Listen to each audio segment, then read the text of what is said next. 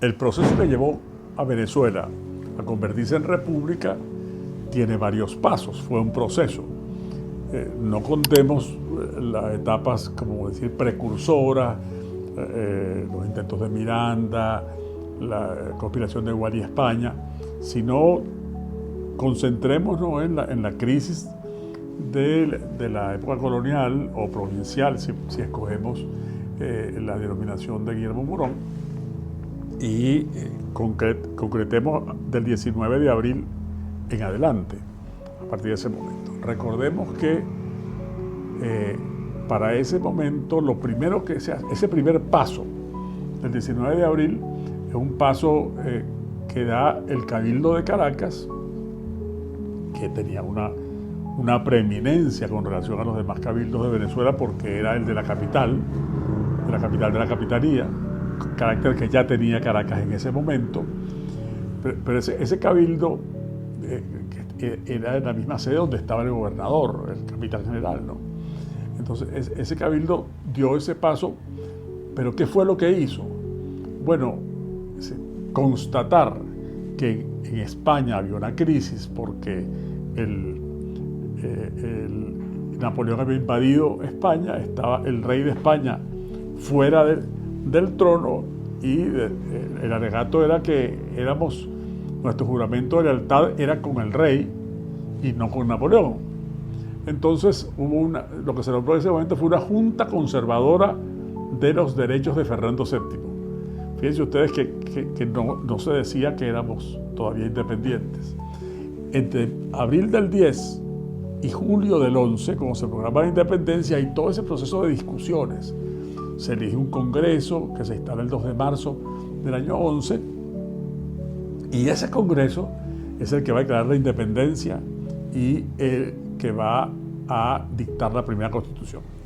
Ahora es importante notar que los diputados de ese congreso hicieron un juramento que es un juramento religioso, un juramento de fidelidad al rey y de profesión de fe en la Iglesia Católica, que era en ese momento, bueno, como obligatorio, porque recordemos que la relación entre la Iglesia Católica y el Estado monárquico español era íntima, era muy estrecha, y además eso estaba muy profundamente vinculado a la cultura de la Venezuela de aquel momento.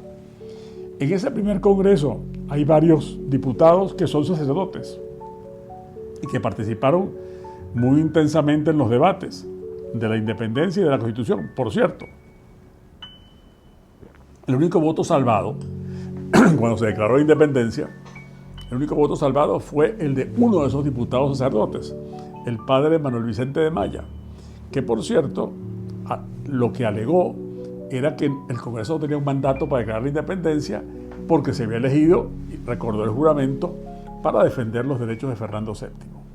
Sin embargo, bueno, ese voto fue respetado, quedó constancia ese voto salvado, y después él siguió en el Congreso, en la discusión de la Constitución. Y en esa primera Constitución, la del año 11, de nuevo, se dice que la religión católica es la religión oficial del Estado. Así que el nuevo Estado aparece como un Estado republicano, pero católico. Ese primer Estado venezolano, ¿no? Que va a tener una duración muy corta porque la llamada Primera República, ahora llamada así en la historiografía, colapsó en el año 1812. Es que duró muy poco tiempo. Hubo pues toda esa crisis que culminó pues en el año 1813, perdón, con la Primera República. Después, a lo largo del año de la guerra, hubo distintas vicisitudes, pero de nuevo en 1830 Venezuela se va a separar de Colombia la Grande y va a formar su propio estado. Recuerden ustedes que en el año 19 el Libertador proclama en Angostura la intención de hacer una sola gran república, y el año 21 se funda la Colombia la Grande, se la llamaba Gran Colombia, que era la República de Colombia, que tenía a la actual Colombia, que entonces era la Nueva Granada, a Venezuela, al Ecuador y también a Panamá, porque Panamá formaba parte de la Nueva Granada. El Istmo de Panamá era el departamento del Istmo de la Nueva Granada. Entonces, en aquella república, en Colombia, de la cual formaba parte de Venezuela, la relación entre el Estado y la Iglesia Católica era la misma, de mucha vinculación y con una herencia del patronato regio de España, es decir, que hacía que una especie de cesaropapismo, que una vinculación íntima muy estrecha entre la corona y la iglesia, al punto inclusive que los obispos eran formalmente designados por el rey en el tiempo imperial, y en la república así se heredó la república la ley de patronato de tiempos de la monarquía. En la Constitución venezolana de 1830, ya la primera, cuando rompemos con Colombia, mantiene esa vinculación, esa relación. En realidad empezó en el siglo XIX un anticlericalismo, vamos a decir, oficial, que se manifestó en términos conflictivos en el tiempo del guzmancismo. Es decir, ya esto es después de la Guerra Federal, cuando predomina la figura política de Antonio Guzmán Blanco, a partir de la década del 70 del siglo XIX, ¿no? Y inclusive el 71 llega a proponer Guzmán Blanco que haya una iglesia católica venezolana, independiente de la iglesia de Roma. Eso nunca prosperó. Es decir, proponía Guzmán una iglesia católica venezolana, es decir, algo parecido a lo que ocurrió con Enrique VIII en Inglaterra varios siglos antes, ¿no? que fundó la iglesia anglicana, una iglesia propia nuestra, ¿no? Por cierto, aquel anticlericalismo del guzmancismo era también un anticlericalismo muy venezolano, porque al mismo tiempo que tenía un fuerte acento personalista y a veces conflictivo. Son famosos sus relaciones de amistad y de pelea con el arzobispo de Caracas, el obispo de Caracas, Monseñor Ponte, pero al mismo tiempo es alguien que construye iglesias. La iglesia de Santa Teresa es una iglesia construida en tiempos del guzmancismo. Era un templo de los más importantes, probablemente el más importante de Caracas, fuera de la catedral en aquel momento. Por cierto, es curioso, esa basílica de Santa Teresa tiene dos nombres, de acuerdo por donde uno entra. Por un lado de Santa Teresa y por otro lado de Santa Ana, lo cual también es un indicador del personalismo de la época, porque la esposa de Guzmán Blanco era Ana Teresa Ibarra. Así que él hizo esa iglesia con esos nombres en homenaje a su esposa, Ana Teresa. Entonces pues, se llama Santa Ana y Santa Teresa, de acuerdo por los lados. Y por cierto, hay una anécdota que no sé si es cierta, pero si no es cierta, se parece a la realidad. Dicen que un día que fue a inspeccionar las obras, Guzmán vio unos frescos que estaban pintando, que son con los 4 evangelistas, ¿no? Y él dijo, ¿y aquel santo tan feo quién es? No, ese es San Marcos, le dijo. No, es santo muy feo. Esta iglesia es muy bonita, haga un santo buen mozo, haga un santo parecido a mí. Y por eso es lo que dice la tradición, es que el San Marcos de León, que está ahí arriba en el fresco en Santa Teresa, tiene la cara de Guzmán, efectivamente un tipo de barba negra como era Guzmán en la época. No sé si es verdad, pero como dicen los italianos, si no ne vero e ben trovato, se parece mucho a lo que pudo ser. Bueno, ese periodo está muy influido por las ideas del liberalismo y luego a comienzos del siglo XX por el positivismo. Y hay esa tensión. Sin embargo, seguía apareciendo la religión católica, dejó de ser religión del Estado, pero era la única que podía tener culto público. Es decir, no hubo una persecución, una proscripción. Es verdad que a las órdenes religiosas y algunas congregaciones en específico las prohibieron, pero los jesuitas, por cierto, pudieron volver solo el año 1916 a nuestro país. Pero es interesante que digamos, la ruptura nunca fue tan definitiva. En el final del 19 y comienzos del 20, la élite venezolana está muy influida por dos corrientes que en ambos casos ofrecían un caldo de cultivo no solo para el laicismo y la separación entre Iglesia y Estado. El laicismo y la separación entre Iglesia y Estado son cosas que hoy en día aceptamos como correctas. Es lo lógico, tiene ámbitos diferentes.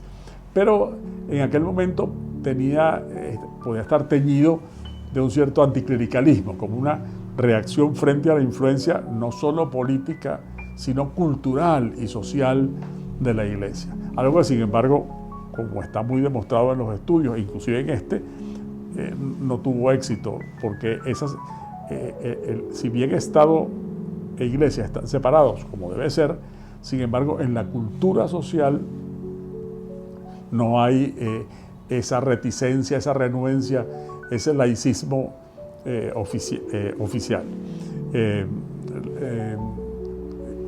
Las ideas que influían mucho eran las influencias del liberalismo y las del positivismo, que es un tipo de cientificismo que desde luego digamos es más bien resistente a la influencia de las ideas cristianas en la vida, ¿no? Esa, digamos, convivencia en paralelo, esa coexistencia entre el Estado y la religión católica y las demás religiones también, eso permaneció en las constituciones y en la acción de gobierno del gomecismo, y siempre hay que verlo como un dato que es importante, así como hay que tener presente que en el caso venezolano, como en el caso de muchos países latinoamericanos, se acentúa lo que llama un constitucionalista peruano, Pedro Planas, un cierto divorcio entre el texto constitucional y la realidad fáctica, la realidad de la vida social. Eso ha ocurrido también en el caso de las relaciones Iglesia-Estado. A comienzos del siglo XX, habiendo estas disposiciones, sin embargo, empezaron a llegar las órdenes religiosas para una tarea principalmente en el campo educativo. Sí, las órdenes, la Iglesia seguía existiendo, pero las órdenes religiosas. Claro, a finales del siglo XIX habían llegado las hermanas San José de Tarbes en 1889 y los salesianos en 1894, los padres salesianos. Y solo el año 16 volvieron los jesuitas, pues ellos habían sido expulsados de Venezuela desde la época monárquica. Fue Carlos III, un rey que para Venezuela fue muy importante porque fue el que decretó la creación de la Capitanía General de Venezuela. Es un rey muy importante en nuestra historia, que es inclusive un rey de figuración constitucional, porque el territorio de Venezuela es el que tenía la antigua Capitanía General de Venezuela, según la Constitución, que es un territorio decretado por Carlos III, ese rey que había expulsado los jesuitas. Los jesuitas volvieron al 16 a Venezuela, los hermanos de la Salle habían llegado al año 13, es decir, estamos comenzando el siglo o terminando el 19, empezó a haber educación católica, que va a ser un dato importante en las relaciones hacia adelante, porque cuando vuelve a haber una especie de erupción de anticlericalismo oficial, que es en el periodo 1945-1948, cerca de la mitad del siglo XX, rebrota eso así es la educación el escenario para esa tensión. Hay un decreto llamado el 321 que consideraron los colegios católicos que era una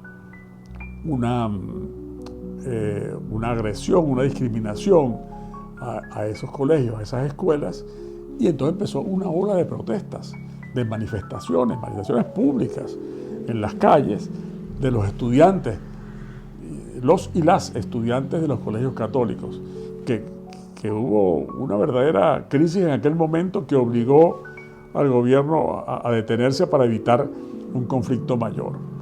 También se nota en el año 36, a la muerte de Gómez, la Federación de Estudiantes de Venezuela, la FEB, tenía un papel político muy importante porque los estudiantes habían sido una parte fundamental en la oposición, en la resistencia al gomecismo.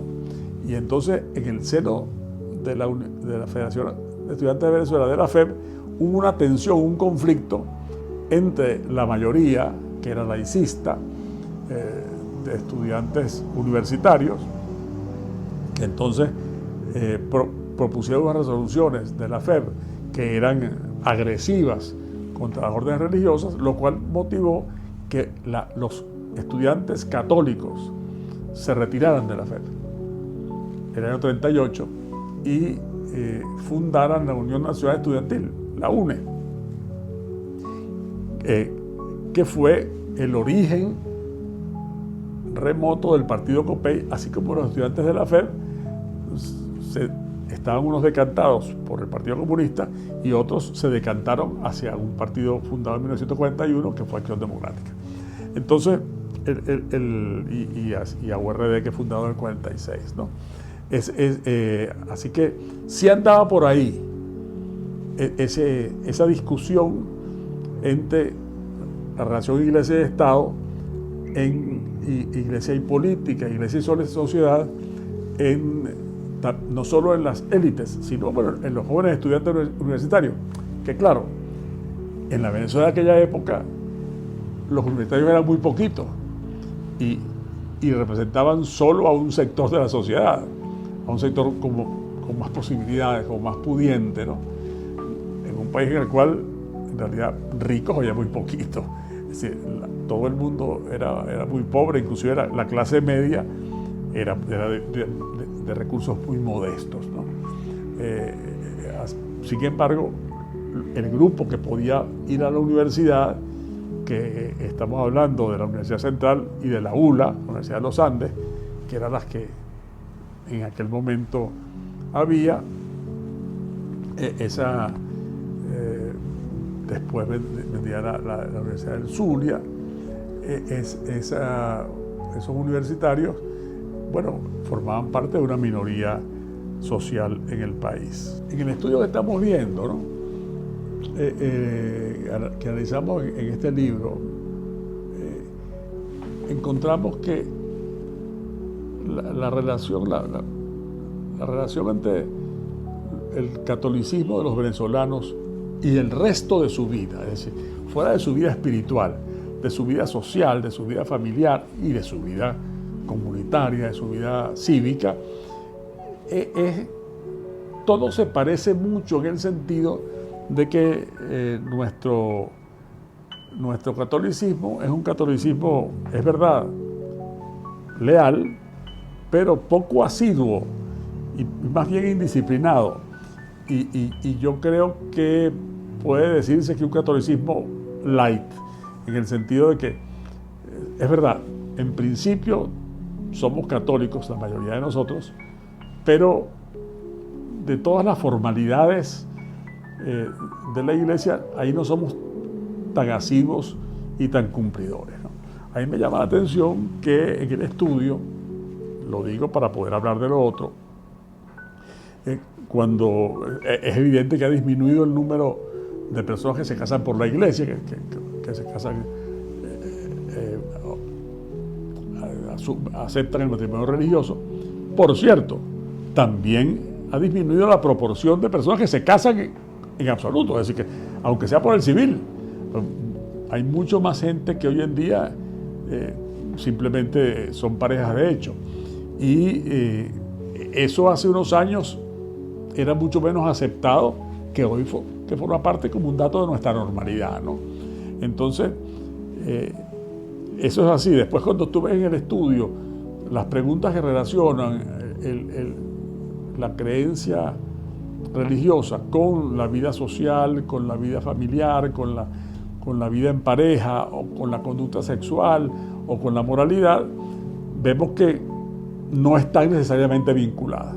Entonces, si somos así para esas cosas, no podríamos ser muy distintos para la vida cívica, para la relación con la política. Sería muy raro que en eso fuéramos, vamos a decir, más fieles al pensamiento cristiano que en estas otras cosas que tienen mucho más que ver con la vida personal. Yo creo que ese dato es importante, y es importante para también ver la relación de nosotros en general, los venezolanos, con la iglesia. El número de venezolanos que se manifiesta católico en el estudio es el 63%. Eso implicaría una disminución en relación a estudios proporcional a estudios hechos en años anteriores. Sin embargo, cuando uno ve las cifras también, se da cuenta que el número de creyentes no ha disminuido. Primero porque no han aumentado los no creyentes. No. Y por otro lado, porque aparentemente el porcentaje que ha disminuido de cuando era sobre el 80, el catolicismo en Venezuela, hace unos años, el porcentaje católico que ha disminuido, más bien ese porcentaje ha migrado, aunque no sea matemático, estos católicos se convirtieron ahora a otras religiones, pero los porcentajes sociales han migrado a otras creencias, o a otras denominaciones del cristianismo, o a otras creencias de la onda religiosa. Entonces, no es que haya disminuido el número de creyentes, ha disminuido en la proporción de católicos, eso sí, ciertamente. Y eso es otro dato de esa relación nuestra con la iglesia. ¿Por qué? Porque es verdad que la sociedad tiende a ser un poquito más secular, ciertamente, pero también tiende a ser más plural. Es decir, en materia de creencias es más plural. Hay más gente que cree en otras cosas y, por supuesto, unos que no creen, que es también un derecho perfectamente lógico.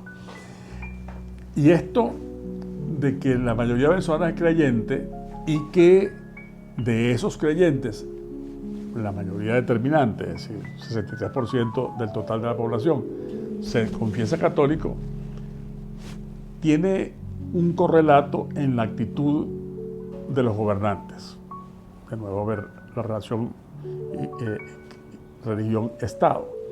Y es que normalmente los gobernantes, y sobre todo en este último cuarto de siglo, se esmeran en declarar y en mostrar cuán piadosos son, en demostrar las invocaciones por parte de los gobernantes a la religiosidad, a las creencias, a Dios y a los santos, son mucho más frecuentes en este último tiempo.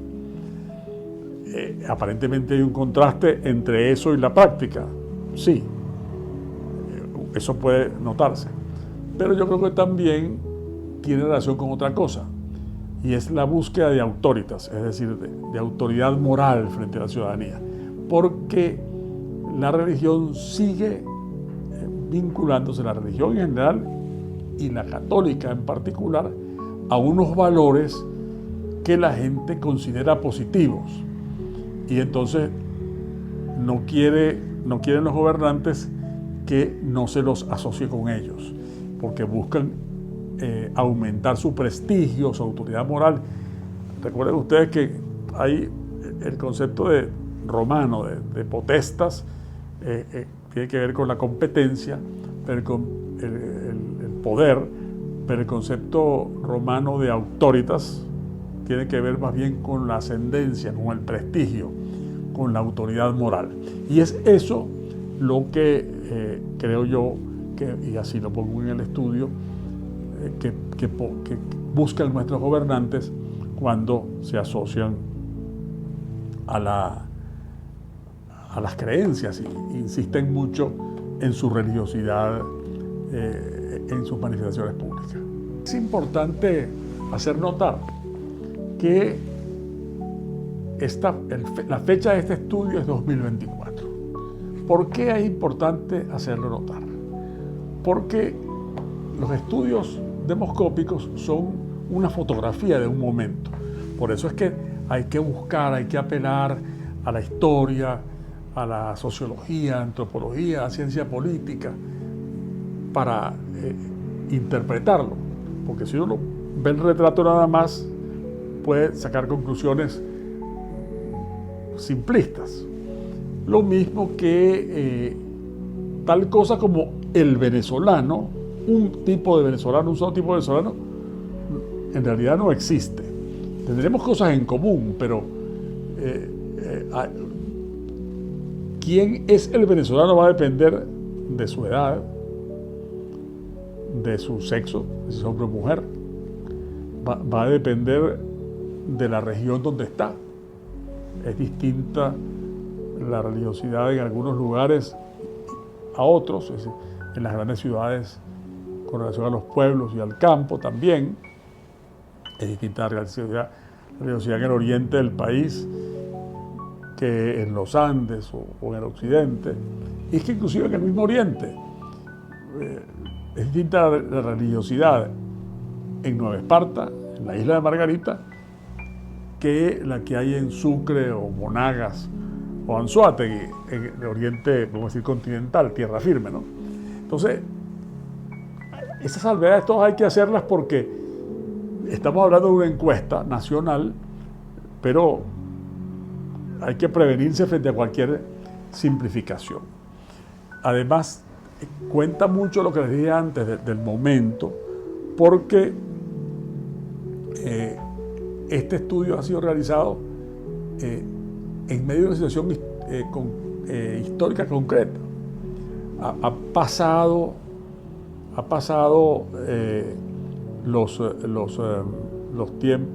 las crisis del 14, del 17, del 19, donde hubo una sobremotivación política y después una decepción, y estaba ocurriendo la del 24, en que tuvimos unas elecciones que al final terminaron como una película sin final, es decir, sin resultados aceptados por todos, ¿no? Los resultados oficiales no son aceptados por la mayoría, los resultados que la mayoría alegaban no son los oficiales. Bueno, ese cuadro desde luego que influye en el estado de ánimo de quienes respondieron en ese momento. Y por eso se nota en el estudio que la política ocupa un lugar muy poco importante. Entonces te pregunto, ¿qué tan importante es la política en su vida? Es muy pequeño. 2.5%, ¿no? Pero es que hay otras cosas que también tienen porcentajes muy pequeños, por cierto, como el país, la pareja, la religión, que están un poquitico por encima de la política, y el compromiso social, que está por debajo de la política. Una cosa tan vinculada, tiene apenas el 0.9% de importancia. ¿Qué tiene importancia para los venezolanos de este momento? Bueno, la familia, para la mayoría 52%, los estudios 18.4%, casi 20%, y el futuro 11 y tanto, casi 12%, ¿no? Esas son las cosas que le importan más a los venezolanos. Llama la atención en el estudio que